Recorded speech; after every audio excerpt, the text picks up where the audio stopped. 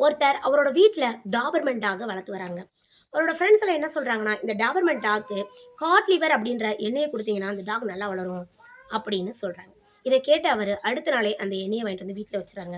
வச்சுட்டு தினமும் அந்த டாக்கு ஸ்பூன் மூலமா அந்த எண்ணெய கொடுக்க ட்ரை பண்றாரு. அவரால முடியவே முடியலங்க. ஆனா கடைசியா அந்த ஸ்பூன் மூலமா அந்த எண்ணெய கஷ்டப்பட்டு குடுத்துடுறாரு. தினமும் இப்படியே குடுத்துக்கிட்டே வராருங்க. ரொம்ப கஷ்டப்படுறாரு. அந்த டாக் எடுத்து தன்னோட காலுக்கு அடியில வச்சு, அத வாய தொறந்து அத ஊத்தி ரொம்ப சிரமப்பட்டு குடுக்குறாரு தினமும். ஒரு நாள் இப்படி குடுத்துக்கிட்டு இருக்கும்போது, அந்த டாகு அந்த ஸ்பூனையும் கீழ தள்ளி விட்டுட்டு, அந்த எண்ணெய் பாட்டிலையும் கீழ தள்ளி விட்டுருதுங்க. எண்ணெயெல்லாம் கீழ கொட்டிருது. கொட்டுனதுக்கப்புறம் அந்த டாக் என்ன பண்ணுது தெரியுமா?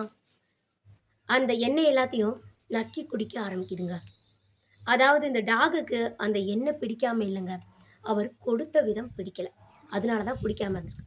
டாகோட சுபாவம் என்னது? நக்கி குடிக்கிறது தான். ஸோ அவரு அப்படி குடுத்திருந்தா ஈஸியா குடிச்சிருக்கும்.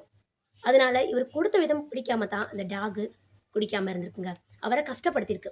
இதுலருந்து நம்ம என்ன தெரிஞ்சுக்கணும்னா, மத்தவங்களுக்கு நம்ம அட்வைஸ் சொல்லும்போதும் சரி, ஏதாச்சும் ஒரு இத சொல்லிக் குடுக்கும்போதும் சரி, அவங்களுக்கு புரியிற விதமா நம்ம சொல்லிக் குடுக்கணுங்க.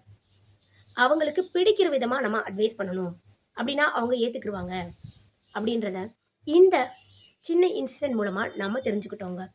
இந்த கருத்து பிடிச்சிருந்தா லைக் பண்ணுங்க, ஷேர் பண்ணுங்க, சப்ஸ்கிரைப் பண்ணுங்க. நன்றி, வணக்கம்.